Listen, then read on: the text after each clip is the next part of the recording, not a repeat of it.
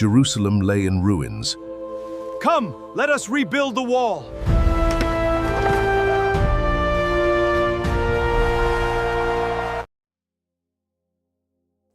அல்லேலூயா, அல்லேலூயா. கர்த்தர் நல்லவர். ஆண்டவரும் இரட்சகருமாகிய இயேசு கிறிஸ்துவின் நாமத்தில் உங்களுக்கு எனது அன்பின் வாழ்த்துக்களை தெரியப்படுத்திக் கொள்கிறேன். கர்த்தர் நம்மையும் நமது குடும்பங்களையும் சுகத்தோடும் சமாதானத்தோடும் பலத்தோடும் ஆரோக்கியத்தோடும் நடத்துவாராக. அல்லேலூயா, ஆமென். கர்த்தர் நல்லவர். இந்த நாட்கள்லையும் நாம் கர்த்தருடைய வார்த்தையை நாம் தியானிக்க போகிறோம். இன்றைக்கு நமக்கு 28வது நாள். இந்த 28வது நாளிலும் தேவன் நம்மோடு பேசுகிறதான வார்த்தைக்கு நேராக திரும்ப கர்த்தர் நமக்கு உதவி செய்வாராக. எரேமியாவின் புஸ்தகம் 15ஆம் அதிகாரம் அதன் 20வது வசனத்தை நாம் வாசிக்கலாம். நேற்று பிரசங்கத்தின் தொடர் பிரசங்கமாக இதை நீங்கள் மனதில் வைத்துக்கோங்க. நேற்று 19 நிறுத்தினோம். இன்றைக்கு 20லிருந்து நாம் தொடரப்போகிறோம். 20வது வசனத்தை நான் வாசிக்கிறேன், கவனமாய் அதை பின்பற்றிக் கொள்ளுங்கள். உன்னை இந்த ஜனத்துக்கு எதிரே அரணான வெண்கல அலங்கமாக்குவேன். அவர்கள் உனக்கு விரோதமாக யுத்தம் பண்ணுவார்கள், ஆனாலும் உன்னை மேற்கொள்ள மாட்டார்கள். உன்னை ரட்சிப்பதற்காகவும் உன்னை தப்புவிப்பதற்காகவும் நான் உன்னுடனே இருக்கிறேன் என்று கர்த்தர் சொல்லுகிறார். நாம் ஜெபிக்கலாமா? கண்களை மூடி. ஓ ஜீசஸ், ஆவியானவரே, ரீரமன ரதரனமன ரகபவளர சந்துரோரு ஹேதிரி நிமன ஷபௌரி பலவர ஹந்தரனமன. வானத்துக்கும் பூமிக்கும் தேவனாயிருக்கிற அன்பின் பரலோக பிதாவே, குமார் நாம் இயேசுவின் நாமத்தில் நாங்கள் ஜெபிக்கிறோம். ஆசீர்வதிக்கப்பட்டதான இந்த மாலை வேளையிலையும் ஆவியானவர் எங்களோடு பேசுவீராக. எங்களோடு தேவன் பேசுவீராக. வார்த்தையும் உடையது, ஜனங்களும் உடையவர்கள், சபையும் உடையது, அடியேனும் உடையவன். எங்களோடு கர்த்தருடைய வார்த்தை பேசப்பட எங்களை இந்த மாலை வேளையில் விட்டு கொடுக்கிறோம். இருதயங்களை விட்டு கொடுக்கலாம். ஆண்டவர் பேசுங்கப்பான்னு சொல்லி லீதியாளுடைய இருதயம் திறக்கப்பட்டது போல ஆண்டவர் இன்றைக்கு என் இருதயம் திறக்கப்படட்டும். 27 நாட்களாய் கேட்ட சத்தியங்களுக்கு எப்படி என் இருதயத்தை தேவன் கீழ்ப்படிய பண்ணினீரோ, அதே பொழுது 28வது நாளின் சத்தியத்திற்கும் எங்கள் இருதயங்களை தேவன் கீழ்ப்படிய பண்ணுவீராக, கீழ்ப்படிய பண்ணுவீராக, கீழ்ப்படிய பண்ணுவீராக. உடைய கரத்தில் ஒப்பு கொடுக்கிறோம் இயேசுவின் நாமத்தில் நல்ல பிதாவே. அல்லேலூயா, ஆமென். மீண்டுமாய் வாசிக்கலாமா? எரேமியா 15ஆம் அதிகாரம் அதன் 20வது வசனம். உன்னை இந்த ஜனத்துக்கு எதிரே அரணான வெண்கல அலங்கமாக்குவேன். அவர்கள் உனக்கு விரோதமாய் யுத்தம் பண்ணுவார்கள், ஆனாலும் உன்னை மேற்கொள்ள மாட்டார்கள். உன்னை ரட்சிப்பதற்காகவும் உன்னை தப்புவிப்பதற்காகவும் நான் உன்னுடனே இருக்கிறேன் என்று கர்த்தர் சொல்லுகிறார். அல்லேலூயா. கர்த்தர் நல்லவர். கடந்த 2-3 நாட்களாக எரேமியாவை குறித்து தியானிக்க கர்த்தர் நமக்கு உதவி செய்து கொண்டிருக்கிறார். இந்த எரேமியாவை குறித்து தியானிக்கும் போது நேற்றைய தினத்தில் தேவன் எரேமியாவுக்கு சொன்ன ஒரு வார்த்தை, நீ உன்னுடையதான புலம்பலிலிருந்து நீ எனக்கு நேராக திரும்பும் பொழுது, உனக்குள்ள இருக்கிற 1000 புலம்பல்கள் இருந்தாலும் அந்த புலம்பல்களால் உன் இருதயத்தை நீ குழப்பாதபடி நீ எனக்கு நேரே திரும்பும் பொழுது நான் உன்னை திரும்பவும் சீர்படுத்துவேன் அப்படின்னு சொல்லி எரேமியாவுக்கு கர்த்தர் சொன்ன வார்த்தையை நேற்று பார்த்தோம். அதோடு சேர்த்து இன்னொரு வார்த்தையை சொன்னார். இன்றைக்கு அதோடு சேர்ந்து சொல்லுகிற வார்த்தை தான், உன்னை நான் சீர்படுத்துவேன்னு சொன்ன கர்த்தர் எப்படி சீர்படுத்துவேன்னு சொல்கிறாருங்கிறத நம்ம கவனிக்க போகிறோம். திரும்ப சீர்படுத்துவேன்னா எப்படி சீர்படுத்துவார், ஏன்னா என்ன மாதிரியாய் சீர்படுத்த போகிறார்? ஏன்னா எல்லாருக்குமே ஒரு கனவு ஒன்று உண்டு, ஒரு லட்சியம் உண்டு, ஒரு ஆசை உண்டு. அது எல்லாமே என்னவாக போகிறோம், எப்படி ஆக போகுது, எப்படி மாறப்போகுது, இந்த கேள்வியோடு நம்முடையதான எல்லா காரியங்களும் அடங்கும். இப்போ எரேமியாவை தேவன் சொல்கிறார், அவனை திரும்பவும் சீர்படுத்துவேன். எப்படி சீர்படுத்துவார், எப்படி சீர்படுத்துவார் அப்படிங்கிறப்ப தான் 20வது வசனம் சொல்றது, உன்னை இந்த ஜனத்துக்கு எதிரே அரணான வெண்கல அலங்கமாக்குவேன். அவர்கள் உனக்கு விரோதமாக யுத்தம் பண்ணுவார்கள், ஆனாலும் உன்னை மேற்கொள்ள மாட்டார்கள். உன்னை ரட்சிப்பதற்காக, உன்னை தப்புவிப்பதற்காக நான் உன்னுடனே இருக்கிறேன் என்று கர்த்தர் சொல்லுகிறார். அல்லேலூயா, ஆமென். தேவனுடைய வார்த்தை அழகாய் வருகிறது. நான் உன்னை அப்படின்னு சொல்லிட்டு ஒரு வார்த்தையை தேவன் கொடுக்கிறார். உன்னை மேற்கொள்ள மாட்டார்கள், உன்னைய முறியடிக்க மாட்டார்கள், நான் உன்னோடு கூட இருப்பேன், உன்னை தப்புவிப்பேன், உன்னை ஆசீர்வதிப்பேன், எல்லாவற்றுக்கும் மேலாக இந்த ஜனத்துக்கு நீ வெண்கல அலங்கமா என்ன பண்ணுவ இருப்ப அப்படின்பார். இந்த வார்த்தை எரேமியாவுடைய வாழ்க்கையில் தேவன் சொல்லுகிற இரண்டாவது வார்த்தை. நாம் வாசித்ததான இந்த 15:20 எரேமியாவுக்கு மறுபடியும் தேவன் நினைப்பூட்டும்படி சொல்லப்பட்ட வார்த்தை. நினைப்பூட்டும்படி சொல்லப்பட்ட வார்த்தை. அநேக நேரங்கள்ல தேவன் நம்மை சீர்படுத்துவது எப்படி சீர்படுத்துகிறார், எப்படி சீர்படுத்துகிறார் என்று சொன்னா, வெளிப்படுத்தல் புஸ்தகத்தின் முதல் சபைக்கு கர்த்தருடைய வார்த்தை வரும். ஆதியிலே கொண்ட அன்பை விட்டுவிட்டா என்று உன் பேரில் எனக்கு குறை உண்டு. அந்த அன்பை நீ சரிப்படுத்துவாயா?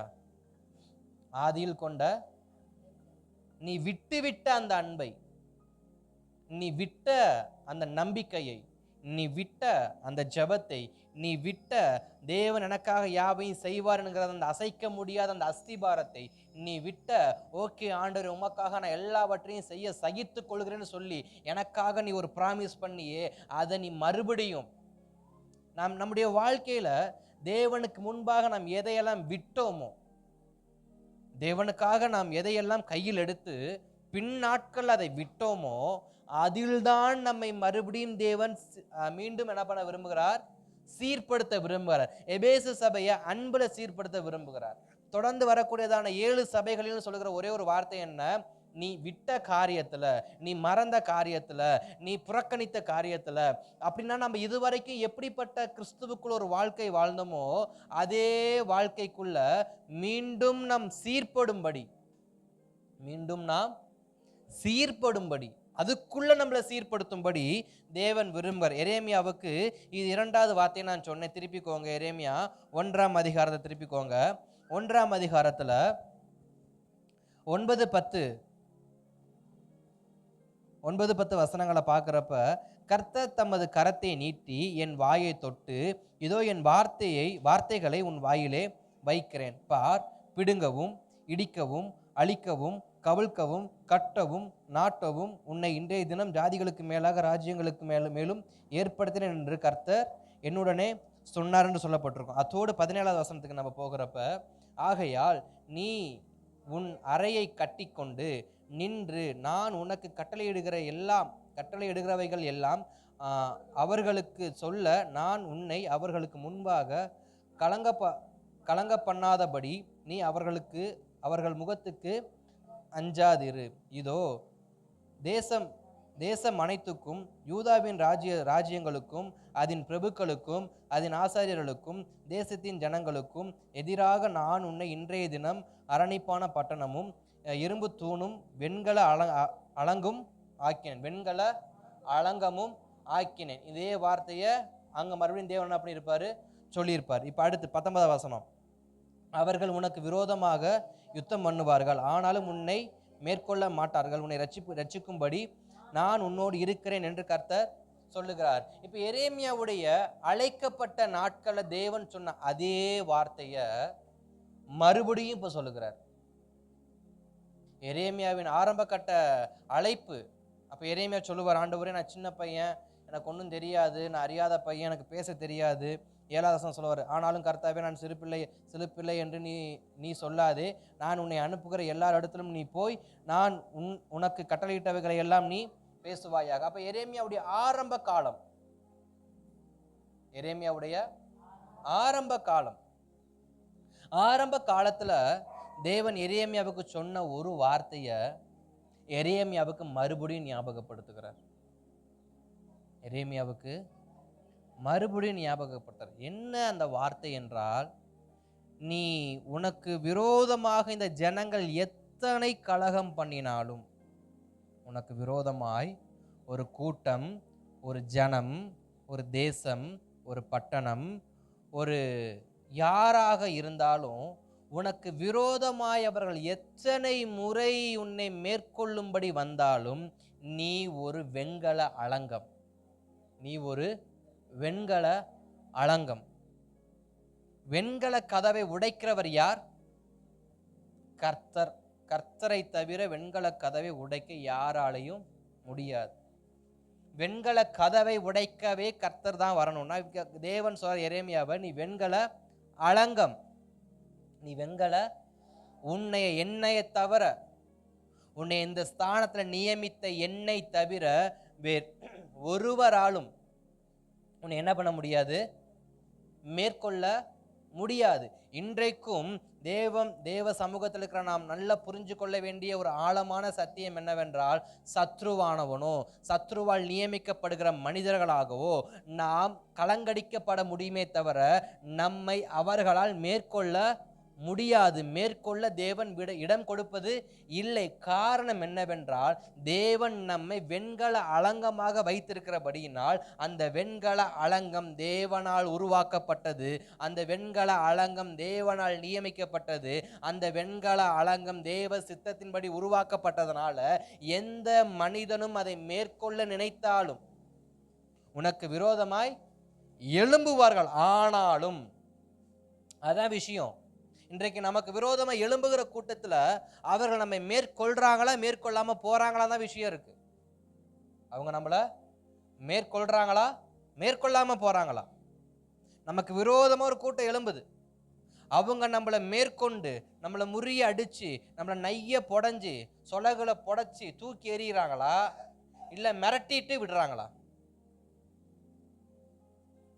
அநேக நேரத்தில் நமக்கு மிரட்டல் மட்டும்தான் வரும். அந்த மிரட்டலுக்கே நம்ம என்ன ஆயிரும், சின்ன பிள்ளைங்கள மாதிரி டவுசர்லேயே ஸ்வைன்னு போயிடும். நீர் பாய்ச்சன தோட்டம் என்ன ஆயிரும், திறந்து விட்டுருவோம் மிரட்டலுக்கே. தேவன் சொல்றாரு, எரேமியாவே உனக்கு முன்பாக பேசுகிற எந்த வார்த்தைக்கும் நீ உன் இருதயத்தை கலங்க பண்ணாத. ஏன் இருதயத்தை கலங்க பண்ணாத, ஏன் சோர்ந்து போகாத, ஏன் நீ வருத்தப்படாதன்னு தேவன் இத்தனை காரியங்களை சொல்றாருன்னா, ஒரு ஆவிக்குரிய மனுஷனுடைய வாழ்க்கையில அவனை சோர பண்ணுகிற ஒரே ஒரு காரியம் என்னன்னா, அவன் இருதயத்தில் ஏற்படுகிற அந்த முடிச்சு, இருதயத்தில் ஏற்படுகிறதான ஒரு முடிச்சு. அந்த முடிச்சு அடுத்த கட்டத்துக்கு நகர விடாது.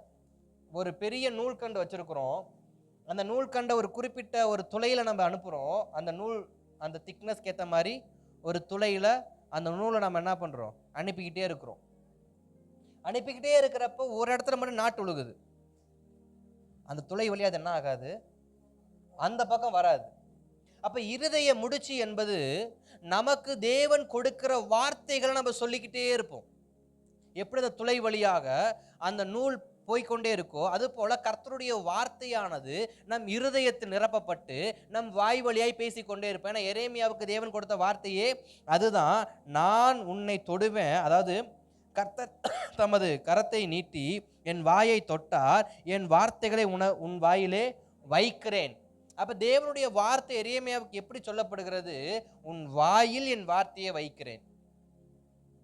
இப்ப எரேமியாவுடைய வார்த்தை, எரேமியாவுக்கு தேவன் கொடுத்த வார்த்தையெல்லாம் எங்க இப்ப ஸ்டோரேஜ் ஆயிருக்கும், பேக்கப்ல இருதயத்துல நினைவுகள்ல சிந்தனைகள் என்ன இருக்கும், ஸ்டோரேஜ் ஆயிருக்கும். இப்ப நம்முடைய சத்துருக்கள் நம்மை பலவீனப்படுத்த நினைக்கிற, ஆவிக்குரிய வாழ்க்கையில இருக்கிறவங்களை பலவீனப்படுத்த நினைக்கிறவங்களுக்கு எங்க முடிச்ச சத்துரு வைப்பான்னா, ஒன்னு நினைவுகள்ல வைப்பான், இல்ல சிந்தையில வைப்பான், இல்ல இருதயத்துல வைப்பான். இங்க வச்ச உடனே இந்த வார்த்தையிலிருந்து போகிற அந்த வாயிலிருந்து புறப்படுற வார்த்தை இருக்கு பாத்தீங்களா, அந்த வார்த்தையில வார்த்தை வரம் என்னாகும், ஸ்டக் ஆகும். இது வரைக்கும் வார்த்தை வேகமா வந்துட்டு இருந்துச்சு, இப்ப இழுத்தா வார்த்தை என்ன பண்ண மாட்டேங்குது, ஏதோ உள்ள தடுக்குது. இப்ப எரேமியாவுக்கு ஜனங்கள் காண்பித்த ஒரே ஒரு காரியம் என்னன்னா, பயம். ஒன்று பயம். ஏற்கனவே எரேமியா ஒரு பயந்த மனுஷர், ஒரு பயந்த சுபாவம் உடையவர். எதுக்கெடுத்தாலும் அழுதுருவார், எதுக்கெடுத்தாலும் ஒரு தைரியமா ஃபேஸ் பண்ற ஆளே கிடையாது. சும்மா பொத பொத பொத பொத பொத பொத பொதன்னு அழுதுருவார். யாராவது சின்ன பிள்ளைங்க மிரட்டினா கூட, ஆண்டவரே இந்த பிள்ளை என்னை மிரட்டுறாம்பான்னு அழுதுருவார். அப்படிப்பட்ட ஒரு கண்ணீரின் தீர்க்கதரிசி. அந்த கண்ணீரின் தீர்க்கதரிசியை பார்த்து மிரட்டினா என்னத்துக்கு ஆகும்?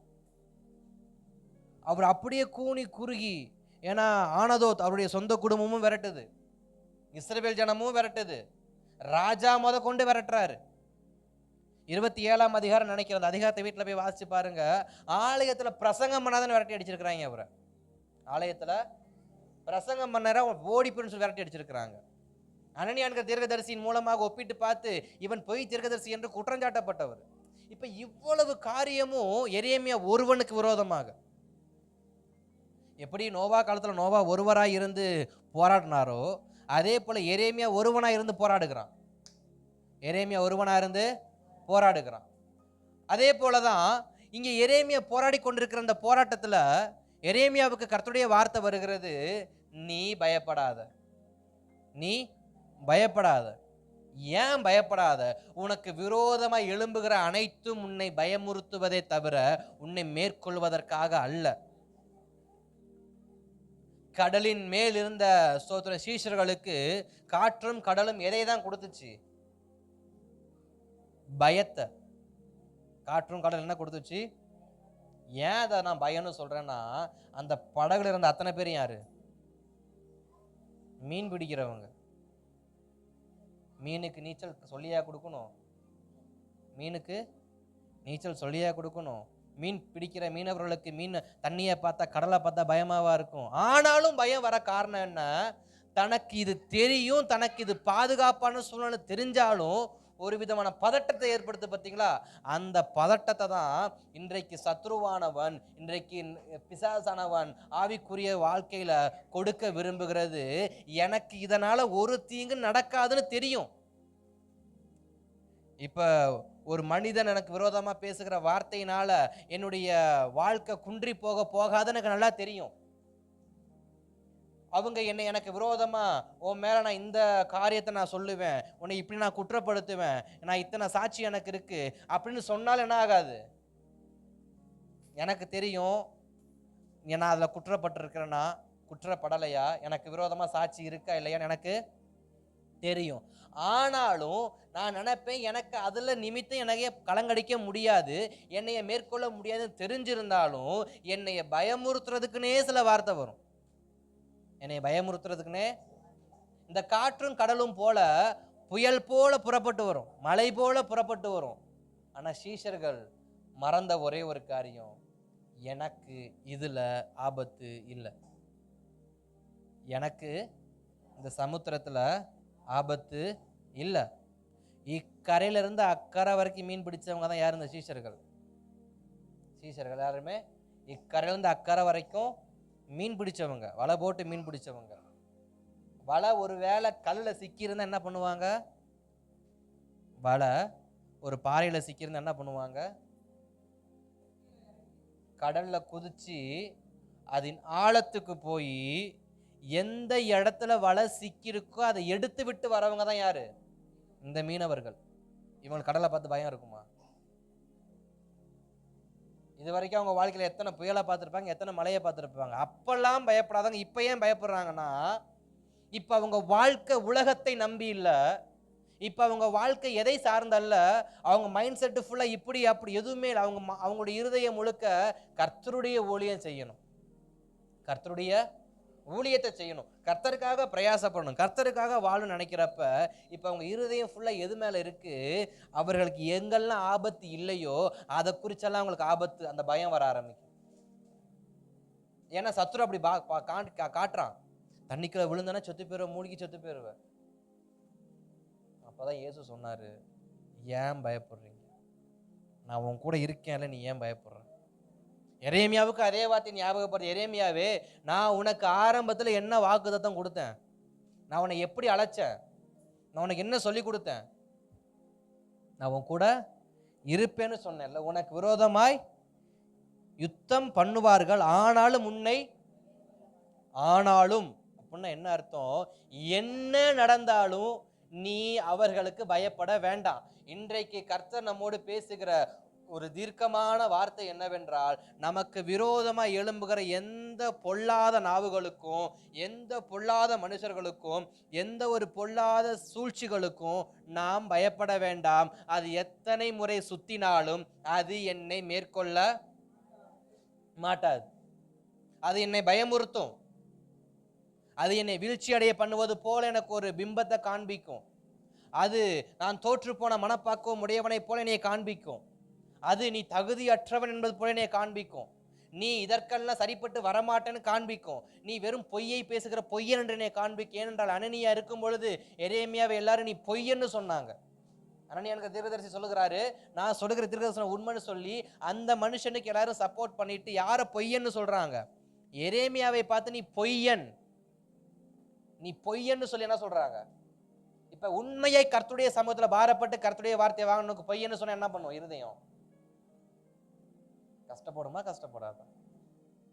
உண்மையை மட்டுமே உண்மையா சொல்றப்ப, நம்மளை பார்த்து இல்லாத ஒரு வார்த்தையை பொய்யாய் சொல்றப்ப நம்ம இருதயம் என்ன வரும்? உண்மையுமே கஷ்டப்படும். நமக்கு அது நம்ம சொல்றதுல 100% பொய் இருந்தா நம்ம அதை பெருசா எடுத்துக்க மாட்டோம். நம்ம சொல்லுகிற ஒரு வார்த்தையில 100% உண்மை இருக்கும் பட்சத்தில் நம்மை பார்த்து ஒரு பொய்ன்னு சொன்ன நம்ம இருதயம் என்ன பண்ணும்? சடனா உடைஞ்சிரும். எரேமியாவுடைய வாழ்க்கையில எரேமியாவை சொல்லுகிற எல்லா வார்த்தையும் ஜனங்கள் என்ன சொல்றாங்க? பொய் பொய் பொய். இப்ப எரேமியாவுக்குள்ள என்ன உண்டாகுது? தேசமே எனக்கு விரோதமா திரும்பி இருக்கு, நான் சொல்லுகிற வார்த்தை பொய் என்று. ஏன் ஆண்டவர் இந்த வார்த்தையை சொல்ல வைக்கிறீங்க என்னைய? இன்றைக்கு நம்மை சுற்றி இருக்கிற எல்லா உறவுகளும் எல்லா நண்பர்களும் நீ ஒருவன் மாத்திரம் ஏன்டா இப்படி இருக்க, நீ ஒருத்தே மாத்திரம், நீ உன் குடும்பம் மட்டும் ஏன் இப்படி இருக்கு, நீ மட்டும் ஏன் இப்படி இருக்க, நாங்கெல்லாம் பாரு எப்படி இருக்கிறோம், நீ மட்டும் ஏன் வித்தியாசமா இருக்க. இன்றைக்கு ரட்சிக்கப்பட்ட குடும்பங்கள்ல, பெந்தேகோஸ்தே சபையை சேர்ந்த குடும்பங்கள்ல, ஆவிக்குரிய இருக்கிற குடும்பங்கள்லயே சில குடும்பங்களை ஒப்பிட்டு தான் சொல்லுகுது. சபையில் இருக்கிறதான ஒரு நல்ல ஆவிக்குரிய குடும்பத்தை சேர்ந்த ஒரு 10 குடும்பம் இருக்குன்னா அதுல ஒரு குடும்பம் கொஞ்சம் ஏழ்மையா இருக்கலாம் அல்லது உண்மையா இருக்கலாம். ஆனா மீதி 9 குடும்பங்களோ, மீதி இருக்கிற குடும்பங்கள் எல்லாரும் சேர்ந்து என்ன சொல்லுவாங்க? அவங்க கிட்ட கொஞ்சம் பொய், கொஞ்சம் கலப்பான வாழ்க்கை, கொஞ்சம் எல்லாம் கொஞ்சம் ஒட்டி இருக்கும். இந்த ஒருவர்கிட்ட மாத்திரம் எதுவுமே ஒட்டி இருக்காது. 100% உண்மையா வாழ்வாங்க. அதுல கொஞ்சமும் மாறுபாடு இருக்காது. அதுல சம்பளத்துல எந்த மாறுபாடும் இருக்காது, வேலையில எந்த மாறுபாடும் இருக்காது, கர்த்தருக்கு கொடுக்கிற அந்த கணத்துல எந்த ஒரு மாறுபாடும் இருக்காது, குடும்ப ஐக்கியத்துல எந்த மாறுபாடும் இருக்காது, நேசிக்கிற எல்லாத்துலயும் பர்ஃபெக்டா இருக்கிற ஒரு குடும்பம் இருக்கும். எல்லாத்துலயும் கொஞ்சம் 100%க்கு ஒரு 90% உண்மையா இருக்கிற ஒரு கூட்டம், 10% எல்லாத்துலயும் பிச்சு இருக்கிற குடும்பம் ஒண்ணு இருக்கும். இப்ப இந்த 10 குடும்பமும் இந்த ஒரு குடும்பத்துக்கு என்ன பண்ணுவாங்க? நீ என்ன இப்படி இருக்கிற? எல்லாருமே ஒரே சபைக்கு போறவங்க, ஒரே தேவன் ஆராதிக்கிறவங்க, ஒரே பைபிளை படிக்கிறவங்க, ஒரே நேரம் ஜெபிக்கிறவங்க என்ன சொல்லுவாங்க? நாங்க எப்படி இருக்கிறோம், நீ தான் என்னமோ தப்பு பண்ணி. யோபுவை பார்த்து யோபின் சகோதரர்கள் சொன்னாங்க பார்த்தீங்களா? நீ என்னமோ பண்ணியிருக்கிற, நீ என்னமோ பண்ணியிருக்க, அதனால தான் உனக்கு வியாதி வந்திருக்கு. நீ என்னமோ பண்ணியிருக்க, அதான் உன் குடும்பத்தை நாசமா போச்சு. நீ என்னமோ பண்ணியிருக்க, அதனால தான் உன் சொத்தெல்லாம் போயிடுச்சு. நீ என்னமோ பண்ணியிருக்கிற, நீ என்னமோ, இதைத்தான் சொல்லுவாங்க.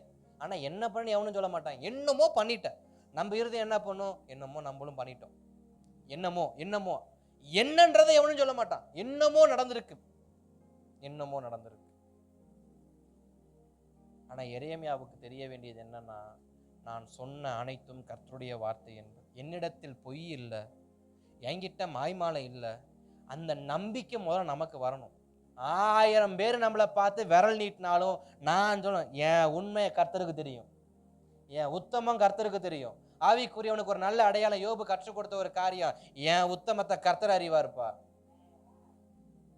என்னுடைய நண்பர்கள் அறியல, என் மனைவி அறியல, ஆனா யார் அறிஞ்சிருக்கிற என் உத்தமத்தை?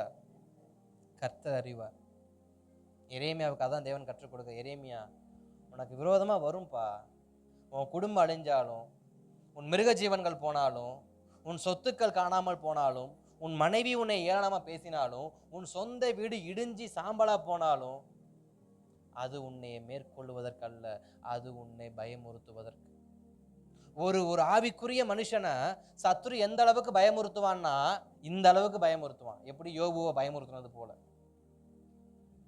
பிள்ளைகளை சாவடிப்பான், சொத்தை சாவடிப்பான், சொத்தை அழிச்சு போடுவான், மனைவியை திருப்பி விடுவான், எல்லாத்தையும் காலி பண்றப்ப ஒரு மனுஷன் என்னத்துக்கு ஆவான்? இது எல்லாம் போச்சு, ஒருவனுடைய வாழ்க்கை என்ன ஆகும்? எனக்கு தெரிஞ்ச ஒரு சகோதரி ஒருவங்க உண்டு. அவங்களுடைய கணவர் இறந்து போனாங்க. கணவர் இறந்து போய் ஒரு 2 பேருக்குமே சேர்ந்து ஒரு 35 to 40 வயசு இருக்கும். அந்த வயசுல இருக்கப்ப அவர் கணவர் இறந்து போயிட்டாங்க. அந்த சகோதரி ஆவிக்குரிய சகோதரி தான். கணவர் இறந்து போன துக்கத்திலே என்ன பண்ணாங்க, அமைதியா இருந்து இருந்து இருந்து இருந்து தங்க வாழ்க்கையை அவங்களே ஒரு வட்டத்துக்குள்ள அடைச்சி வச்சிட்டாங்க. ஒரு வட்டத்துக்குள்ள அடைச்சி வச்சிட்டாங்க. ஆனா யோபு தன் வாழ்க்கையை ஒரு வட்டத்துக்குள்ள என்ன பண்ணல, அடைக்கல. அவன் எல்லாத்தையும் இழந்தான்.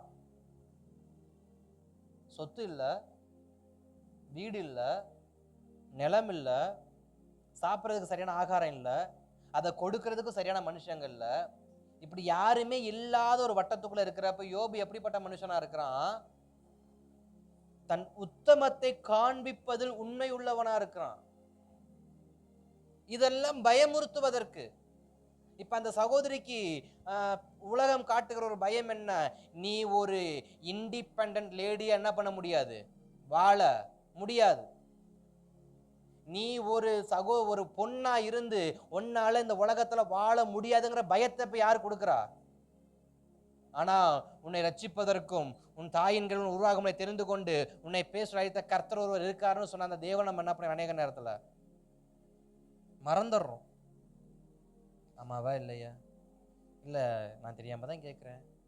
ஏன் ஒரு சைஸாவே எல்லாரும் நீ பாக்குறீங்க? ஏன் ஒரு தினுசாவே பாக்குறீங்க? ஏதாவது ரியாக்ஷன் கொடுத்தீங்கன்னா கொஞ்சம் சிரிச்ச முகத்தோட பிரசங்கத்தை கவனிங்க. நீங்க ஆமீன் கூட சொல்ல வேண்டாம், சிரிச்ச முகத்தோட பிரசங்கத்தை கவனிங்க.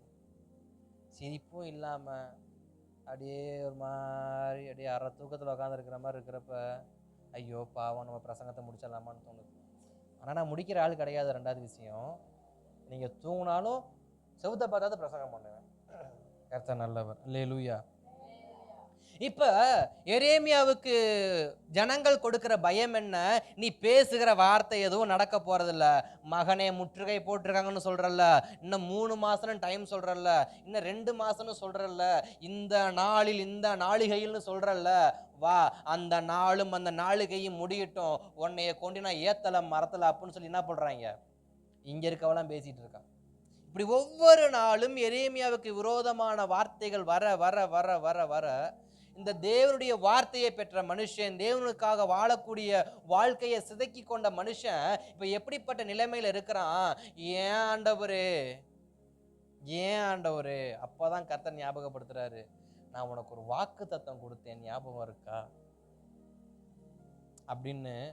அந்த முதல்ல அவன் அழைக்கும் போது அவனுக்கு கொடுத்த வார்த்தையை தேவன் மறுபடியும் கொடுக்கிறார்.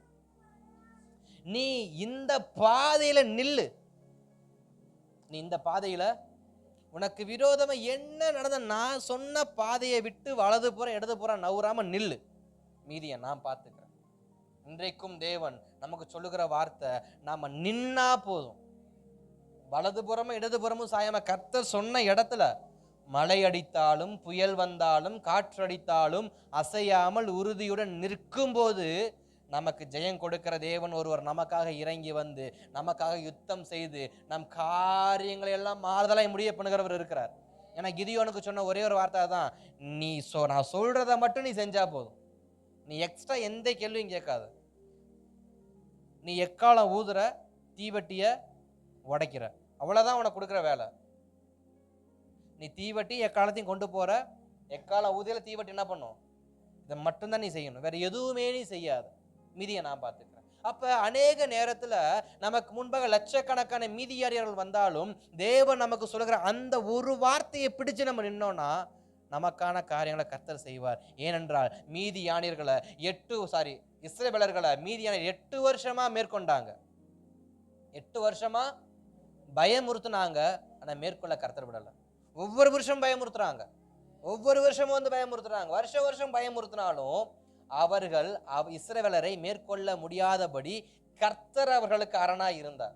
அப்ப இன்றைக்கும் நம்மள சில சமயங்கள்ல, சில நேரங்கள்ல, சில சூழ்நிலைகள்ல தொடர்ந்து பயமுறுத்துகிற எல்லா பயமுறுத்துதலுக்கும் ஒரு நல்ல ஆவிக்குரிய மனுஷன் பயப்படாமல் கர்த்தர் சொன்ன வார்த்தையை உறுதியா பிடிச்சு, அவர் என்னை வெண்கல அலங்கமாக வைத்திருக்கிறார், அவர் என்னை வெண்கல அரணாக வைத்திருக்கிறார், இந்த வெண்கல அரணை மேற்கொண்டு வருவதற்கு எந்த மனுஷனுக்கும்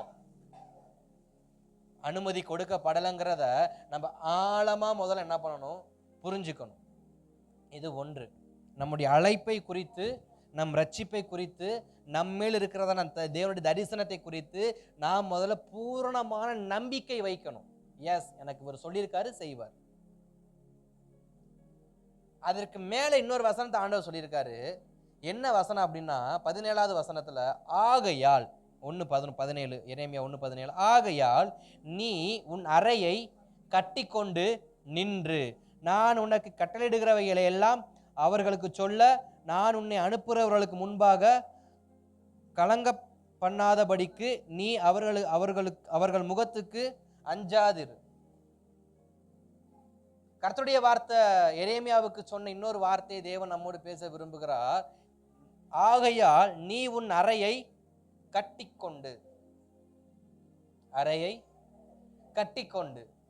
எபேசியருக்கு எழுதின நிருபம் 6ஆம் அதிகாரம் 14வது வசனத்துல ஒரு வார்த்தை இருக்கு. சத்தியம் என்னும் கச்சையை உன் அறையில் கட்டிக்கொண்டு. எபேசியருக்கு சொன்ன அந்த வார்த்தையில பவுல் சொல்லுகிற விஷயம் எதை குறித்து சொல்லுகிறாரு? சத்தியம் என்னும் வார்க்கச்சையை உன் இடுப்பில் என்ன பண்ணு, கட்டிக்கொள். சர்வாயுத வருகத்தை குறித்து அங்க பேசுவார். தலைச்சீராவை குறித்து, மார்க்கவசத்தை குறித்து, பாதரட்சியை குறித்து, கேடயத்தை குறித்து, பட்டயத்தை குறித்து, இடுப்பில் போடப்படுற அந்த வார்க்கச்சையை குறித்து அங்க பவுல் அழகா பேசியிருப்பாரு. அதுல கச்சை எனக்கு அந்த இடுப்பில் கட்டப்படுகிற வார்க்கச்சைக்கு ஸ்தோத்திரம் என்ன பேராமா? சத்தியம். சத்தியம் என்னும் கச்சை. இங்கு தேவன் எரேமியாவை என்ன அறையில கட்ட சொல்றாரு? அறையின இடுப்புல என்னதான் கட்டணும்? அவருடைய வசனத்தை. அவருடைய வசனத்தை நாம் கட்டுவது போல இங்க பவுல் சொல்றாரு, வசனத்தை கட்டு, சத்தியத்தை கட்டு. அப்ப எரேமியாவை கர்த்தருடைய வார்த்தை சத்தியம், பவுல் சொல்ற வார்த்தை சத்தியம். நம்முடைய வாழ்க்கையில சத்தியம் என்னும் கச்சையை நாம் இடுப்பில் கட்டியிருப்போம் என்று சொன்னால் அந்த சத்தியம் நம்மளை விடுதலையாக்கும். சத்தியம் நம்மளை விடுதலையாக்கும். எரேமியாவுக்கு கொடுக்கப்பட்ட ஒரே ஒரு வேலை என்ன? நான் சொல்வதை நீ சொல்ல வேண்டும். இவ்வளவுதான். இதுல கூட்டவும் வேண்டாம், இதுல குறைக்கவும் வேண்டாம். நான் உனக்கு சொல்லும் அனைத்து வார்த்தைகளையும் நீ இஸ்ரவேல் ஜனங்களிடத்துல போய் சொல்லு. அவன் கேட்கிறான் கேட்கல ரெண்டாவது, நீ சொல்லிட்டு வா. நீ சொல்வதற்கு அஞ்சாத, நீ சொல்றதுக்கு புலம்பாத. அவங்க உன்னை பயமுறுத்துவாங்க, ஆனா அவங்களால உன்னைய மேற்கொள்ள முடியாது. இன்றைக்கும் நம்முடைய வாழ்க்கையில நமக்கு தேவன் சொல்லுகிற எல்லா வார்த்தைகளையும் நாம பிறருக்கு சொல்ல தைரியம் உள்ளவர்களா இருக்கும். அது ஒரே சபையை சேர்ந்தவங்களா இருக்கட்டும், நம் குடும்பத்தில் இருக்கிறவங்களா இருக்கட்டும், நம்மோடு கர்த்தர் சொல்லுன்னு சொன்னா சொல்ல பயப்படக்கூடாது. அதுக்கு தைரியமா நிக்கணும், சொல்லணும். நடக்கிறத பார்த்துக்கலாம், நடக்கிறத பார்த்துக்கலாம். நம்முடைய வாழ்க்கையில் அநேக நேரங்கள்ல சில ரட்சிப்பின் வாசலை திறக்கப்படாமல் போறதுக்கு காரணம் என்னன்னா, எரேமியாவுக்குள்ள இருந்த பயத்தை போல இன்றைக்கும் நமக்குள்ள இதை நான் சொன்னா அவங்க கேட்பாங்களா, இதை சொன்னா அவங்க கேட்பாங்களா, அவங்க வயசு என்ன, என் வயசு என்ன, நான் போய் எப்படி அந்த ஐயாவுக்கு, அந்த அம்மாவுக்கு, அந்த சகோதரனுக்கு, அந்த சகோதரிக்கு, அவங்க எங்க அப்பா ஸ்தானத்தில் இருக்காங்க, நான் எப்படி போய் சொல்ல முடியும்னு நாம இன்றைக்கு மற்றவர்களுக்கு நம்மிடத்திலிருந்து கர்த்தருடைய வார்த்தையை நாம் சொல்ல அச்சப்பட்டோம் என்றால் அவர்கள் எப்படி ரட்சிக்கப்படுவார்கள்? இங்க இஸ்ரவேல் ஜனங்கள் ஏதோ சாதாரண ஒரு பாவம் செஞ்சுட்டு கர்த்தருடைய நியாய தீர்ப்புக்காக காத்திருக்கல. வாசல்ல யாரு காத்துக்கிட்டு இருக்கிறது? பாபிலோனியர் தன் சேனையோட முற்றுகை போட்டு நிக்கிறான். எப்ப வேணா மதில் சுவர் உடையும், எப்ப வேணா ஒரு ரெட் அலர்ட்ல போய் தேசம் முழுவதையும் கர்த்தர் வைத்திருக்கிறார். எப்ப வேணாலும் அணைக்கட்டு உடையும், வெள்ளம் பாயும். இப்ப எப்ப வேணா பாபிலோன் ராஜா முற்றுகையை உடைப்பான். அவன் நேரா உள்ள எல்லாத்தையும் படையெடுப்பு கொண்டு போய் என்ன பண்ணிடுவான், சிறையிருப்பா கொண்டு போயிடுவான்னு சொல்லிட்டு ஒரு ரெட் அலர்ட்டுக்குள்ள வைத்திருந்து கர்த்தருடைய வார்த்தையை இப்ப எரேமியா மூலமா கர்த்தர் பேசிட்டு இருக்காரு. ஆனா எரேமியா என்ன சொல்றாரு? ஆண்டவரே, இவங்க கேட்டு தொலைய மாட்டேறாங்க, இவங்கிட்ட சொன்னாலும் புரிஞ்சுக்க மாட்டேங்கிறாங்க, ஏன் ஆண்டவரே? புலம்புறாரு இவரு. சொல்றதுக்கும் வேணாம் ஆண்டவரே, சொன்னாலும் இவங்க கேட்க மாட்டேங்கிறாங்க ஆண்டவரே, என்னைய கைத்துல கட்டி சேத்துல இறக்கி விடுறாங்க ஆண்டவரு. சர்ச்சில் பிரசங்கம் பண்ணா ஏன் பிரசங்கம் பண்ண வந்தேன்னு கல்ல விட்டு அடிக்கிறாங்க ஆண்டவரு. நான் என்ன ஆண்டவரே பண்றதுன்னு இங்க உட்காந்து நம்ம என்ன பண்றாரு, புலம்பும் போது கர்த்தருடைய வார்த்தை மறுபடியும் வருது. நான் உனக்கு சொன்னதை மட்டும் நீ செய், நான் உனக்கு சொன்னதை மட்டும் நீ போய் செய். அப்ப என்றைக்கும் நாம் கர்த்தருடைய வார்த்தையின் பக்கமாய் மாத்திரம் நிற்கும் போது, கர்த்தருடைய வார்த்தையின் பட்சத்தில் 2 பக்கம் உண்டு. ஒன்று இவர் பக்கம் நிற்கணும், இல்லை அவர் பக்கம் நிற்கணும். அப்ப அது கர்த்தர் சொல்றாரு, நீ என் வார்த்தையின் பக்கமே நில்லு. எரேமியாவே, நீ உனக்கு கொடுக்கப்பட்ட வார்த்தையின் பக்கமாகவே, நீ கற்றுக்கொண்ட சத்தியத்தின் பக்கமாகவே, உனக்கு நான் காண்பித்து கொடுத்த பாதையின் அந்த பக்கத்திலே நில்லு. நீ வேறொரு பக்கத்துக்கு என்ன பண்ணாத, போகாத. உனக்கு விரோதமா எழும்புறாங்கன்னு அவங்க கிட்ட சமாதானமாக ஓகே சிரிச்சுக்கிட்டு, அனனியா கூட சிரிச்சுக்கிட்டு, பர்கூர் கூட சிரிச்சுக்கிட்டு நீ என்ன பண்ணாத, போகாத. உனக்கு நான் காண்பித்த அந்த தனித்த இடத்துல நில்லு. வசனம் சொல்லு, வசனத்தை சொல்லு. இன்றைக்கும் நம்முடைய வாழ்க்கையில எந்த நிலைமை வந்தாலும் சத்தியம் என்கிற அந்த உண்மையின் வார்த்தைக்கு பட்சத்தில் நிற்கும் பொழுது, நமக்கு விரோதமாய் 1000 பேர் எழுதாலும் அது நம்மை மேற்கொள்ள முடியாது.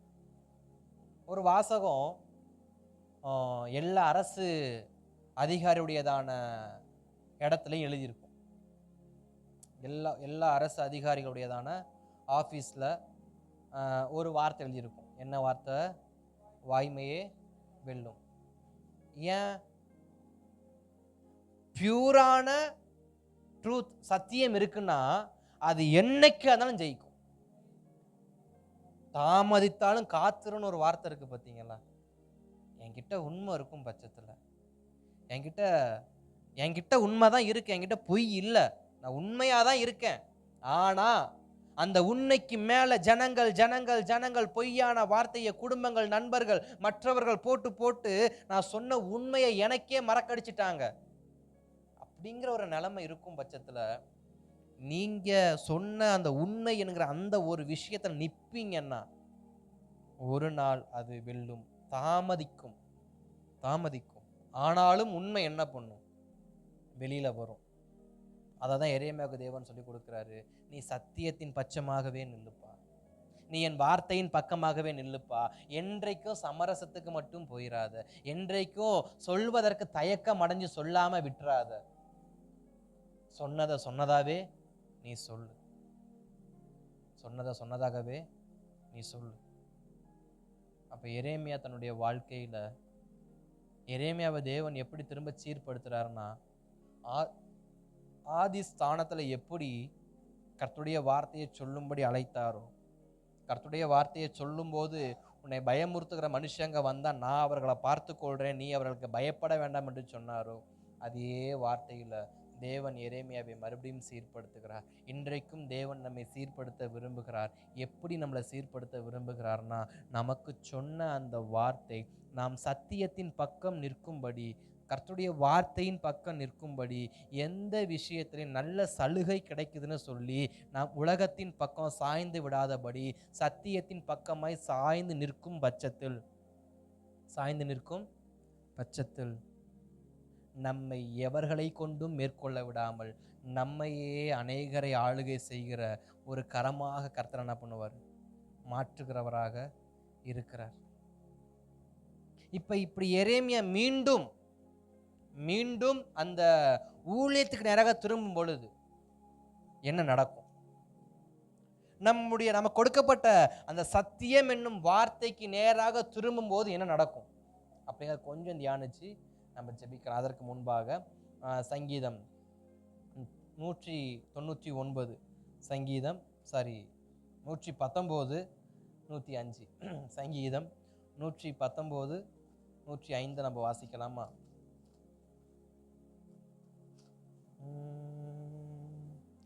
உம்முடைய வசனம் என் கால்களுக்கு தீபமும் என் பாதைக்கு வெளிச்சமுமா இருக்கிறது. என்றைக்கும் கர்த்தருடைய வசனத்தை நம்முடைய வாழ்க்கையின் பாதையாக நாம் மாற்றும் பொழுது அந்த வசனம் நம்ம எப்பொழுதும் ஆசீர்வதிப்பதாய் மாத்திரமல்ல, இருளில் நமக்கு வெளிச்சத்தை தரக்கூடியது எது? கர்த்தருடைய வசனம் மட்டும்தான். அதே 119ஆம் சங்கீதத்தின் 160வது வசனத்தை வாசிக்கிறப்ப, உம்முடைய வசனம் சகலமும் சத்தியமும், உம்முடைய நீதி நியாயமெல்லாம் நித்தியம். அது நித்தியம், குறையாது, அது உயர்ந்து கொண்டே இருக்கும், அது மாறாத ஒன்று. நித்திய காலமாய் நம்ம சொல்றோம்ல, எந்த காலம் வந்தாலும் அவருடைய வசனம் என்ன பண்ணாது? மாறாது அப்படிங்கிறாங்க. அதே 34வது சங்கீதத்துல 19வது வசனத்தை நம்ம பார்க்குறப்ப, சங்கீதம் 34:19 பார்க்கும் பொழுது, நீதிமானுக்கு வரும் துன்பங்கள் அநேகமாய் இருக்கும், கர்த்தரோ அவைகள் எல்லாவற்றிலும் நின்று அவனை விடுவிக்கிறவராய் இருக்கிறார். நீதிமான் என்றால் யார்? கர்த்தருடைய பட்சமாக, கர்த்தருடைய வார்த்தையின் பட்சமாக நிற்பவர்கள் மாத்திரமல்ல, அவர்கள் மாத்திரமல்ல, எந்த மனுஷங்கிட்டையும் பொய் சொல்லாமல் உண்மையாய் நிற்கிறாங்க பார்த்தீங்களா, அவர்கள் நீதிமான். இன்றைக்கு பைபிள் வார்த்தையை சொல்லுகிறத கீழ்ப்படுகிற கூட்டம் இருக்கு. ஆனா அதே கூட்டம் ஜனங்க கிட்ட என்ன சொல்லுவாங்க? பொய்யான காரியங்களை, பொய்யான வாக்குறுதிகளை, பொய்யான ப்ராமிஸ் என்ன பண்ணுவாங்க? பண்ணிக்கிட்டே இருப்பாங்க. ஆனால் சபையில் வசனத்துக்கு கீழ்ப்படிவாங்க. காலையில் ஜெபம் பண்ணுவாங்க. யாரு? இந்த ஐஸ்வர்யவான் வாலிபனை போல எல்லா பிரமாணங்களுக்கும் கீழ்ப்படிவாங்க, எல்லாத்துக்கும் கீழ்ப்படிவாங்க. ஆனால் மனுஷங்கிட்ட மட்டும் எப்படி இருப்பாங்க? பொய்யான வாழ்க்கையை வாழுவாங்க. சர்ச்சுக்கு வந்தா உண்மையான வாழ்க்கையை வாழ்வாங்க. வேதம் சொல்லுகிறது அப்படிப்பட்டவர் அல்ல நீதிமான். நீதிமான் யார்? சகல மனுஷனுக்கும் நான் உண்மை உள்ளவனா இருக்கணும், கர்த்தருடைய சமூகத்திலையும் நான் உண்மை உள்ளவனா இருக்கணும். அப்படிப்பட்ட நீதிமானுக்கு ஒரு துன்பங்கள் அநேகமா இருந்தாலும் கர்த்தரோ அவனிடத்திலிருந்து என்ன பண்றார்? எல்லாவற்றையும் விடுவிக்கிறவராக காணப்படுகிறார். அதே யோவான் எழுதின சுவிசேஷம் 8:31-32 வருகிறப்ப, சத்தியத்தை அறியுங்கள், சத்தியம் உங்களை விடுதலையாக்கும். அப்ப நம்முடைய வாழ்க்கையில நாம் கற்றுக்கொள்கிற கர்த்தருடைய சத்தியம், கர்த்தருடைய வசனம், அந்த வசனம் நம்மை காப்பாற்றும் என்று வேதம் நமக்கு சொல்லுகிறது. எப்படி காப்பாற்றும்? எப்படி காப்பாற்றியது எரேமியாவை? எரேமியா கர்த்தருடைய வார்த்தைக்காக நின்றாரு. தேவன் எரேமியாவை எப்படி காப்பாற்றினார்? 21வது வசனம் சொல்லுகிறது, எரேமியா 15:21, நான் உன்னை பொல்லாதவர்களின் கைக்கு தப்புவித்து உன்னை பலவந்தரின் கைக்கு நீங்களாக்கி விடுவிப்பேன். இப்ப அதே அந்த வார்த்தையோட கடைசி வார்த்தையா சொல்லி முடிக்கிறார், நான் உன்னைய நீங்களாக்கி விடுவிப்பேன். யாருடைய கைக்கு? பொல்லாதவர்கள் கைக்கு உன்னை தப்புவித்து பலவந்தரின் கைக்கு நீங்களாக்குவேன். உனக்கு பொல்லாப்பு பண்ணவங்களையும் உனக்கு பலவந்தம் பண்ணவங்க. என்ன பலவந்தம் பண்ணாங்க? அடித்தவர்கள், துன்புறுத்தினவர்கள், கயிறால் கட்டி சேற்றில் இறக்கினவர்கள், சிறைச்சாலையில் அடைத்து இவன் பேசவே கூடாது என்று அவனை முற்றுகை போட்டவங்க, அவன் ஆலயத்தில் பிரசங்கம் பண்ண வரும்பொழுதெல்லாம் அவன் பிரசங்கத்தை குலைக்கும்படியாக, அவன் பிரசங்கத்தை தடுக்கும்படியாக அங்கு வேலை செய்தவர்கள். இவர்கள் எல்லாரும் தான் யாரு? பலவந்தம் பண்ணினவர்கள். ரொம்ப ஃபோர்ஸ் பண்ணுவாங்க. நம்முடைய வாழ்க்கையில சிலர் என்ன பண்ணுவாங்க? நம்மள ரொம்ப தள்ளுவாங்க, கட்டாயப்படுத்துவாங்க, நிபந்தனைப்படுத்துவாங்க, நிர்பந்தம் படுத்துவாங்க. இப்படிதான் இப்படிதான் இப்படிதான் இப்படிதான். நமக்கே ஒரு கட்டத்துக்கு மேல விட்டா கீழே விழுந்துருவோம், விட்டா கீழே விழுந்துருவோம். சிலர் ரொம்ப கூர்மையா இருக்கணும்னு சொல்லிட்டு ரொம்ப தீட்டிக்கிட்டே இருப்பாங்க. பார்த்துருக்கீங்களா? ஒரு பென்சிலோ அல்லது ஒரு மரக்குச்சோ ரொம்ப ஷார்ப்பா இருக்கும்னு சொல்லிட்டு தீட்டியே இருப்பாங்க. அது ரொம்ப ஷார்ப் பண்ண அது என்ன ஆகும்? அதன் ஷார்ப்னஸ் உடஞ்சி மொக்கையாயிரும். மறுபடியும் என்ன பண்ணுவாங்க? மறுபடியும் நெருக்கிக்கிட்டே இருப்பாங்க, மறுபடியும் உடையும், மறுபடியும் உடையும். அடுத்து என்னதான் ஆகும்? 1.5 அடிக்கு இருந்த குச்சி 1 இன்ச் ஆகிற வரைக்கும் நம்ம தீட்டிக்கிட்டே இருப்போம் உட்காந்து. இப்ப அநேகர் நம்முடைய வாழ்க்கையில ரொம்ப ரொம்ப ரொம்ப ரொம்ப நெருக்கிக்கிட்டே வந்துகிட்டு இருக்கிறப்ப நம்முடைய வாழ்க்கை எப்படிப்பட்டதா மாறுது? சில சமயத்துல உடையிறதா மாறும். நம்ம ரொம்ப பலவந்தம் பண்ணுவாங்க, ரொம்ப நெருக்குவாங்க, நம்ம உடஞ்சி போற அளவுக்கு நம்மள என்ன பண்ணுவாங்க? ரொம்ப ஷார்ப் பண்ணுவாங்க, நல்லா ஷார்ப் பண்ணுவாங்க.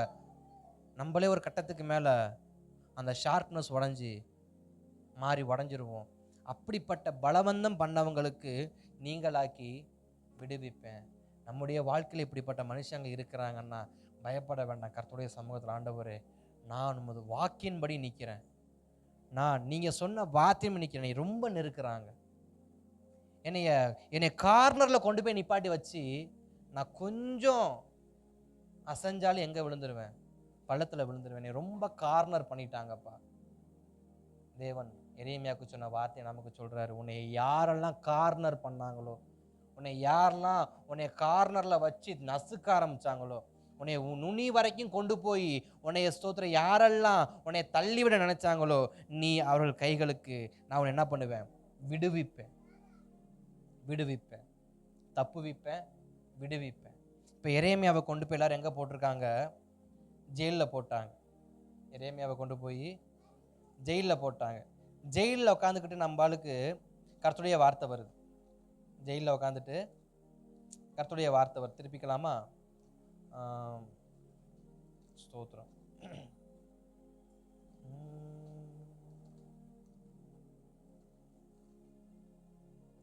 26வது அதிகாரம் 24வது வசனம். ஆகிலும் எரேமியாவை கொல்ல ஜனங்களின் கைக்கு ஒப்புக்கொடாதபடி சாப்பானுடைய குமாரனாகிய ஆகிஸ்காம் அவனுக்கு சகாயமாயிருந்தான். இப்ப சிறைச்சாலையில வச்சிருக்கிறாங்க எரேமியாவை. யார் என்ன பண்ணக்கூடாது?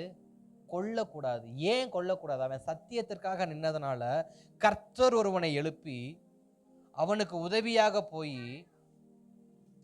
காப்பாத்துறாரு. அதோட நிப்பாட்டல. இதுக்கப்புறம் தான் கர்த்தர் எரேமியாவுக்கு செய்ததான ஒரு ஆகச்சிறந்த காரியங்கள் நம்ம பார்க்க போகிறோம். இப்போ எரேமியா எங்க இருக்காரு? ஜெயிலில் இருக்காரு. ஜெயிலில் பொதுவாக யார் இருப்பா? கைதிகள் இருப்பாங்க. கைதிகள் தான் சிறையில் இருப்பாங்க. இப்போ ஒரு நாட்டுக்கு படையெடுத்து வரக்கூடிய ஒரு படை, இப்போ பாபிலோன் என்ன பண்ணுது? இஸ்ரவேலுக்கு விரோதமாக படையெடுத்து வராங்க. ஆல்ரெடி எரேமியா சொன்ன வாக்கு தத்தம் தான், தீர்க்க தரிசனம் தான். அவங்க முற்றுகளை நின்றவங்க உள்ள வந்துட்டாங்க. இப்போ ஜெயிலுக்குள்ள இருக்கிறவங்கள இந்த பாபிலோனியர் என்ன பண்ணுவாங்க? சிறைச்சாலைக்கு போயிருக்கிறவன் தண்டனைக்கு உட்பட்டவன் தான். அப்போ அவன் என்ன பண்ணுவாங்க? தன்னோடு அடிமையின் அந்த லிஸ்ட் என்ன பண்ணிடுவாங்க? ஃபர்ஸ்ட் அவனை தான் வைப்பாங்க. அவன் வந்து யாராக இருந்தாலும் ஃபர்ஸ்ட் அவனை எங்கே தான் வைப்பாங்க? சிறை கைதி தான். நீ இங்கே இருந்தாலும் கைதி தான், அங்கே இருந்தாலும் கைதி தான்.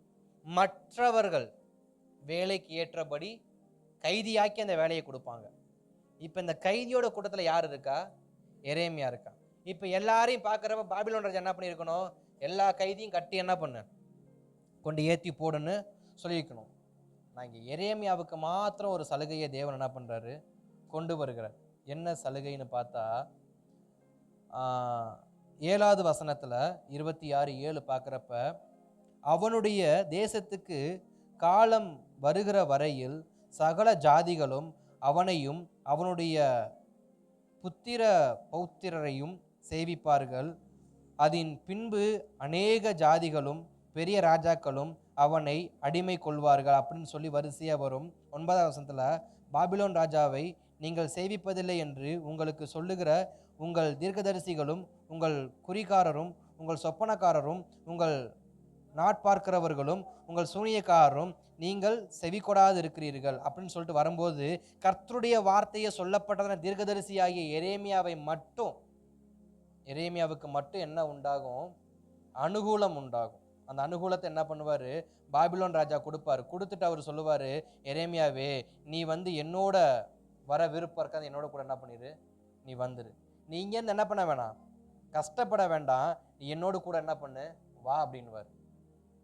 எரேமியா சொல்லுவார், இல்லை ராஜா வேண்டாம், உனக்கு என்ன வேணுமோ நான் எல்லாத்தையும் என்ன பண்ணுறேன், உனக்கு நான் தரேன், நீ என் கூட வா, வா. எங்க அனுகூலம் கிடைக்கலன்னா எங்க அனுகூலம் கிடைக்குது? எரேமியா சிறைச்சாலைக்குள்ள இருக்கிறாரு. அவர் ஒன்றும் சிறைச்சாலையை விட்டு என்ன பண்ணல, வெளியில வரல. சொந்த ஜனங்கள் சிறைச்சாலை வைத்து அவனை காயப்படுத்துறாங்க. ஆனா கர்த்தருடைய வார்த்தை வருது. அப்படியே 38ஆம் அதிகாரத்துக்கு பேருங்க. அப்படியே எரேமியா எருசலேம் பிடிபடுகிற நாட்கள் மட்டும் காவற்சாயின் முற்றத்திலே இருந்தான். எருசலேம் பிடிபட்டு போன போது அங்கே இருந்தான். இப்ப சிறைச்சாலையில் எத்தனை வருஷமா இருக்கிறான்? சில மாதங்களாக சில மாதங்களாகவே எரேமியா சிறைச்சாலைக்குள்ள இருக்கிறப்ப, இப்போ பாபிலோன் ராஜா உள்ள வரப்ப அவர் சொன்ன வார்த்தை தான் இப்போ நம்ம பார்த்தோம். பாபிலோன் ராஜா கூப்பிட்றாரு, நீ என் கூட வந்துடுறியா, நீ என் கூட வந்துடுறியா. இதுக்கு முன்பு சொல்றப்ப நம்ம வாசிச்சோம், உனக்கு சொப்பனம் காரணம், உனக்கு நாள் காட்டுற யாருமே உனக்கு சொல்லலையா நான் வரேன்ற விஷயத்த. யாரு கேட்குற? பாபிலோன் ராஜா, நான் வரேன்ற விஷயத்த உனக்கு யாருமே சொல்லலையா? உன் தேசத்துல அப்படிப்பட்ட அறிவு படிச்சவன் எவனுமே கிடையாதா? நமக்கு சில சமயத்தில் எப்போதான் ஞான உதயம் உண்டாகும்? இதெல்லாம் சொன்னது உண்மைன்னு அன்னைக்கு புத்தி வரப்பதான் அன்னைக்கு வரைக்கும். அன்னைக்கு நம்ம எப்படிப்பட்டவங்களா இருப்போம்?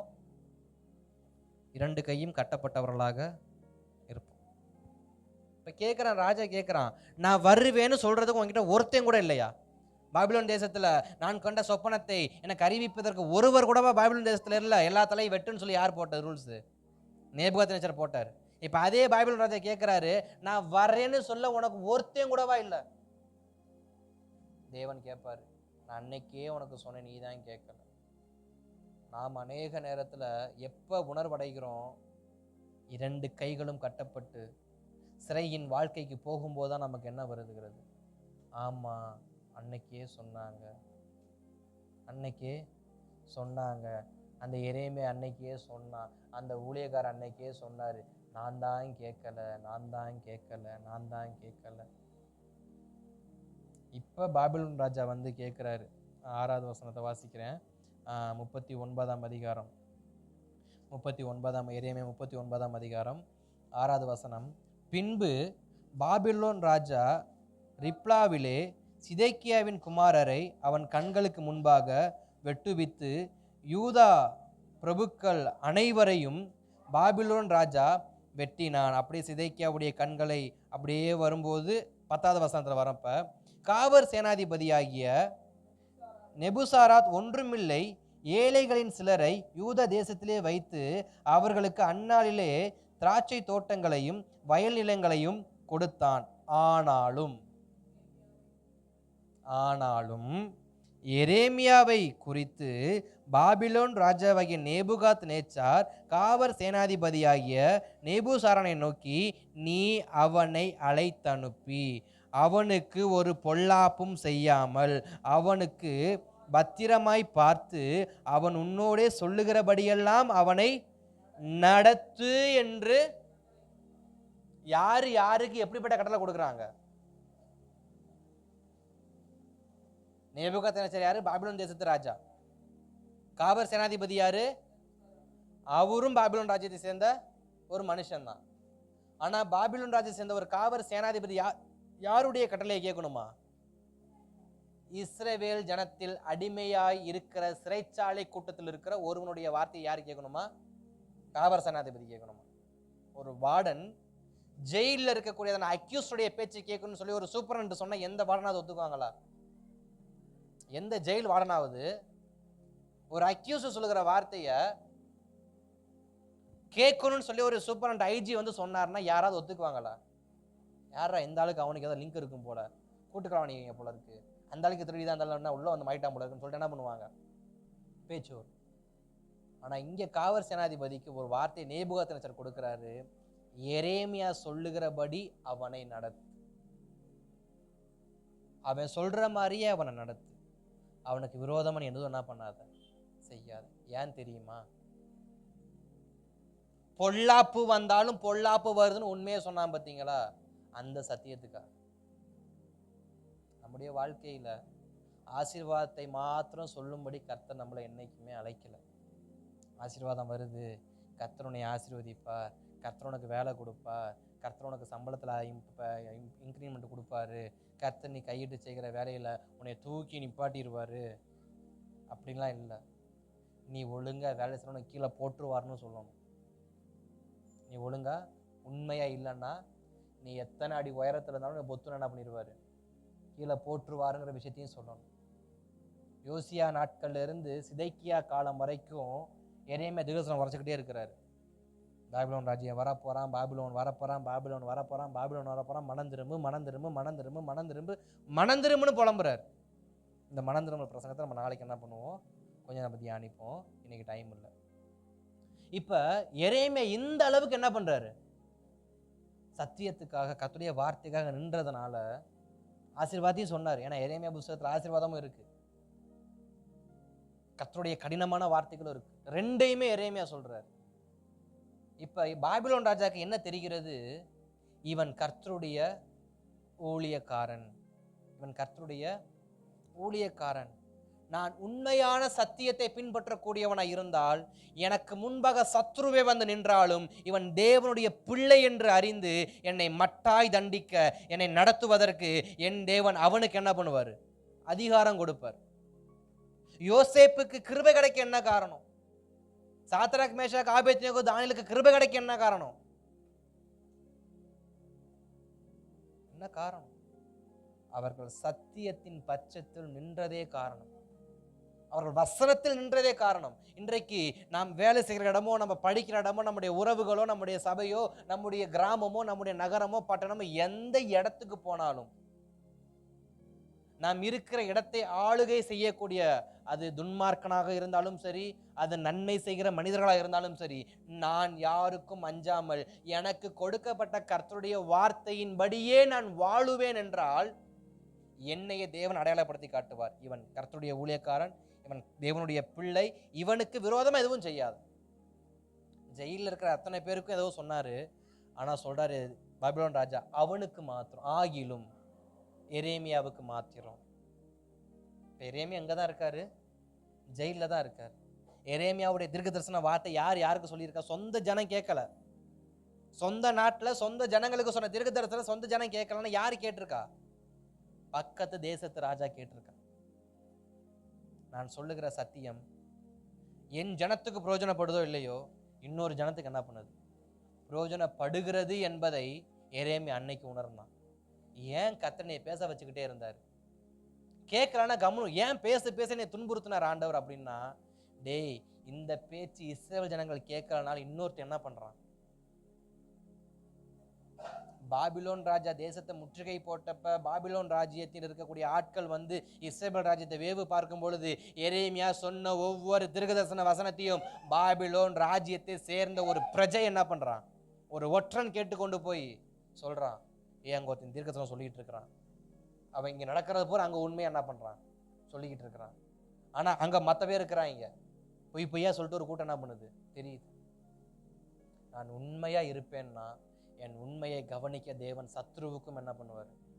இடம் கொடுப்பார்.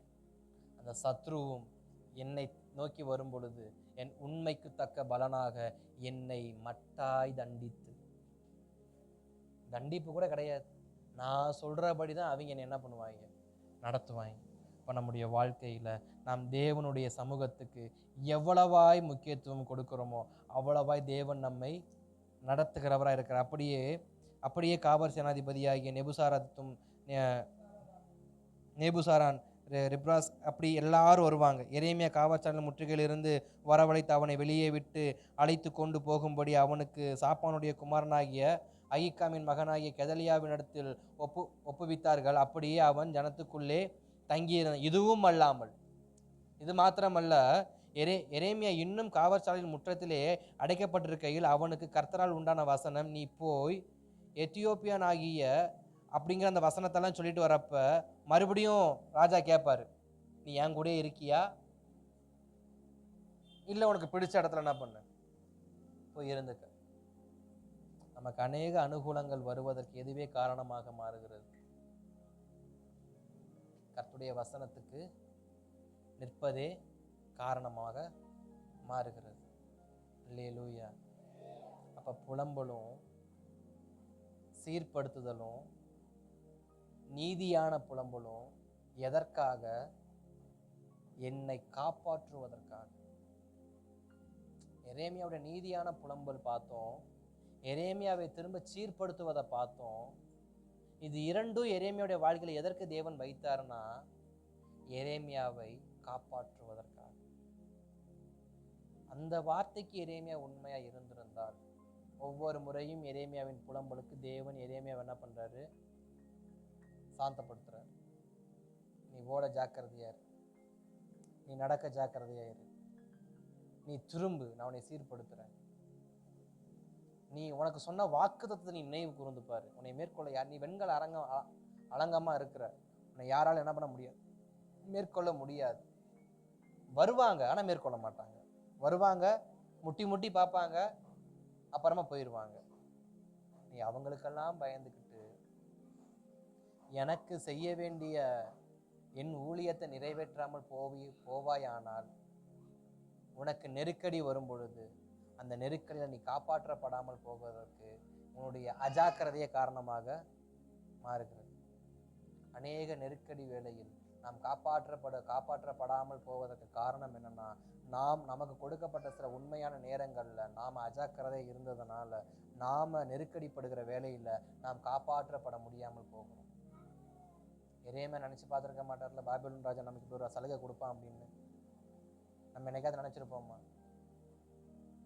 நமக்கும் நினைக்காத இடங்கள சலுகை கிடைக்கணும்னா நமக்கு கொடுக்கப்படுகிற கொஞ்சம் காலத்திலையாவது நம்ம கொஞ்சம் காலங்கள்ல நாம் கர்த்தருக்கு உண்மை உள்ள வாழ்க்கையை நம்ம வாழ்ந்திருந்தா, வசனத்துக்கு உண்மையா வாழ்ந்திருந்தா, வசனத்தை சொல்றதுல உண்மையா வாழ்ந்திருந்தா, நிச்சயம் சிறைப்படுகிற காலத்துல எனக்கு தேவன் ஒரு ஆரோக்கியத்தை என்ன பண்ணுவார்?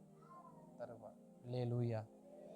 திரும்ப சீர்படுத்து எதுல நான் எதிலையெல்லாம் விட்டு வெளியே வந்தேனோ, என் நம்பிக்கை, என் ஜெபம், என் ஊழியம், என்னுடையதான எல்லா காரியத்தையும் நான் விட்டதை நான் மீண்டும் சீர்படுத்தணும். அதற்காக தான் தேவன் என்ன பண்றாரு? இந்த காரியங்களை என்னுடைய வாழ்க்கையில வைக்கிறார்.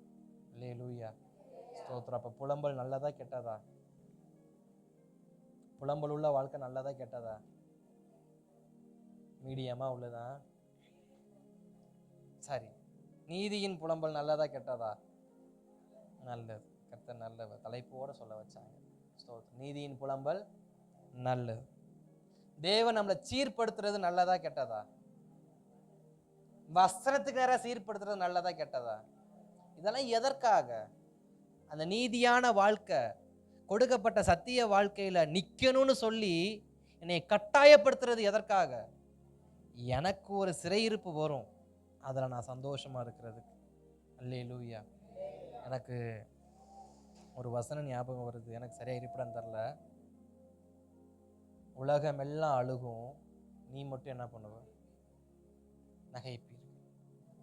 அவர்கள் எல்லோரும் அழுவார்கள், நீங்களோ நகைத்து கொண்டிருப்ப, சந்தோஷமா இருப்பீங்க. இப்ப இஸ்ரவேல் முழுக்க சிறைப்பட்டு போய் அழுதுகிட்டு இருக்கு, யாரு சந்தோஷமா இருக்கா? சந்தோஷம்னா அந்த ரொம்ப சிரிச்சுக்கிட்டுலாம் இல்லை, அவங்கள போல கட்டப்படாம, அவங்கள போல நெருக்கடிப்படாம, அவங்கள போல ஜெயில் சாப்பாடு சாப்பிடாம, அவங்கள போல இல்லாம தனக்கு விருப்பமானபடி ஒரு அனுகூலம் இருக்குல்ல, அதுவே ஒரு சந்தோஷம் தானே. எரேமியாவுக்கு அந்த சந்தோஷம் கிடைக்குது. எரேமியா பார்க்குறாரு, இதற்காக தான் தேவனை இத்தனை காலம் ஓட வச்சாரா? இதற்காக தானே இத்தனை நாளா பலவீனப்படுத்த வச்சாரா? நாம் பலவீனப்படுவதும், நமக்கு உண்டாகிற புலம்பலும், நமக்கு உண்டாகிறதான மனச்சோர்வுகளும், நமக்கு உண்டாகிற சலிப்புள்ள வாழ்க்கையும் நம்மை குன்றி போக வைக்கும்படி அல்ல, தேசம் குன்றி போகும்போது நான் வாழும்படியாக. அல்லேலூயா. கர்த்தர் நல்லவர். நாம் ஜெபிக்கலாமா தேவ சமூகத்துல? கண்களை மூடி. எஸ், ஆவியானவரே உம்முடைய கரத்துல வருகிறோம். ஆவியானவரே உமது கரத்துல வருகிறோம். ரிபட பலர ஷகர பலர கதகர நமன ரதரிபன ரந்தர நமன ஹந்தரி பௌர படகதரி படகதர நமன. எங்கள் கச்சையை நாங்கள் கட்டி கொள்ள, சத்தியம் என்னும் கச்சையை நாங்கள் கட்டி, அப்பா வசனத்திற்கு நாங்கள் நின்று நாங்கள் தொடர்ந்து முன்னேற கர்த்தர் உதவி செய்வீராக. எங்களை பலவீனப்படுத்துகிறவர்கள், எங்களை மேற்கொள்ள நினைக்கிறவர்கள் மேற்கொள்ள மாட்டார்கள் என்று சொன்னீரே. உனக்கு விரோதமாய் எழும்புவார்கள், ஆனால் மேற்கொள்ள மாட்டார்கள். எஸ், இந்த வார்த்தையை சொல்லி செபிக்கலாமா? எனக்கு விரோதமாக எழும்பினது உண்மை ஆண்டவரே, எனக்கு விரோதமாக எழும்பினது உண்மை, எனக்கு விரோதமாக எழும்பினது உண்மை. ஆனால் அவர்கள் என்னை மேற்கொள்ள மாட்டார்கள். காரணம், நான் சத்தியம் என்னும் கச்சையை என் அறையில் கட்டியிருப்பதால், அந்த சத்திய வசனம் என்னை விடுதலையாக்குகிறபடியினால், நான் இதுவரைக்கும் சொன்ன சத்தியம், நான் இதுவரைக்கும் வாழ்ந்த ஆவிக்குரிய வாழ்க்கை, நான் இதுவரைக்கும் வாழ்ந்த அந்த உண்மை தன்மை, ஏன் பரிசுத்தமான வாழ்க்கையை வாழுங்கள்னு சொல்கிறோம். இப்படிப்பட்ட நெருக்கடியில் நாம் காப்பாற்றப்படுவது, நம்மளை காப்பாற்றுவது அந்த நீதியான காரியம், அந்த நீதியின் கனி, அந்த நீதியின் அந்த வாழ்க்கை. தேவ சமூகத்தை ஆண்டவரே, இன்று முதல் அப்படிப்பட்ட நீதியான வாழ்க்கையை நாங்கள் வாழ எங்களை ஒப்பு கொடுக்குறோம்ப்பா. நாங்கள் ஒப்பு கொடுக்குறோம், எங்களை ஒப்பு கொடுக்குறோம், எங்களை ஒப்பு கொடுக்குறோம். எரேமியாவுக்கு தேவன் அனுகூலம் பாராட்டியது போல நாங்களும் நீதி உள்ள வாழ்க்கையை வாழ்ந்து, நாங்களும் ஆவிக்குரிய வாழ்க்கையில் கட்டப்பட்ட வாழ்க்கையை வாழ்ந்து, நாங்களும் கர்த்தருடைய கச்சை என்னும் சத்தியத்தை கட்டினவர்களாய் வாழ்ந்து, ஆண்டவர் எந்த இடத்திலையும் நாங்கள் இறங்கி போகாமல் கர்த்தருக்கு மாத்திரம் நின்று செயல்பட கர்த்தர் உதவி செய்வீராக.